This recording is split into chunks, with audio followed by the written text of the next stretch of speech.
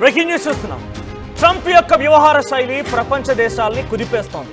ప్రపంచ దేశాలని కొంత ఆందోళన గురి చేస్తోంది. ఏకంగా ట్రంప్ పనిగట్టుకొని మరి ఈ టారిఫ్ రేట్లను పెంచేసి అనవసరంగా అబాస్ పాలవుతున్నారు. ఇప్పటికే నేను చెప్పినట్టుగా జెలెన్స్కీ, ఉక్రెయిన్ అధ్యక్షుడు జెలెన్స్కీ వైట్ హౌస్కి వచ్చి ట్రంప్ని ఎదిరించి వెళ్ళడం చూసాం. ఆ తర్వాత రష్యా అధ్యక్షుడు కూడా ట్రంప్ని ఎదిరించాడు. ఆఖరికి వస్తే అటు ఇరాన్ సుప్రీం అలీ ఖమేనీ కూడా ట్రంప్ని ఎదిరించాడు. ఆ తర్వాత వరుస క్రమంలో రమాఫోసా, మోదీ, ఇప్పుడేకంగా బ్రెజిల్ వంతు వచ్చింది.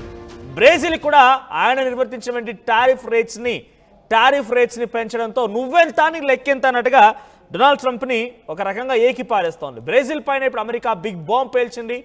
బ్రెజిల్ పైన భారీగా సుంకాలు విధించారు డొనాల్డ్ ట్రంప్. మరో 8 దేశాలపైన కూడా టారిఫ్ల ప్రకటనను ఆయన విడుదల చేశారు.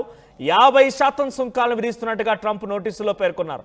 అయితే అల్జీరియా, ఇరాక్, లిబియా మరియు శ్రీలంకల పైన 30%, బ్రునై, మోల్డోవా పైన 25%, ఫిలిప్పైన్స్ పైన సుమారుగా 20% సుంకాలు విధించడంతో పాటుగా ఈ సుంకాల పరిధిని మరొక 12 దేశాలకు విస్తరించాడు డొనాల్డ్ ట్రంప్. ట్రంప్ నిర్ణయాన్ని అటు బ్రెజిల్ చాలా తీవ్రంగా ఖండించింది. తమ దేశ వ్యవహారాల్లో అమెరికా జోక్యాన్ని సహించబోమని చెప్పి చాలా స్పష్టంగా బ్రెజిల్ చెప్పుకొచ్చింది. బ్రెజిల్ అధ్యక్షుడు లూయిజ్ ఇనాసియో ఈ ప్రకటన విడుదల చేశారు.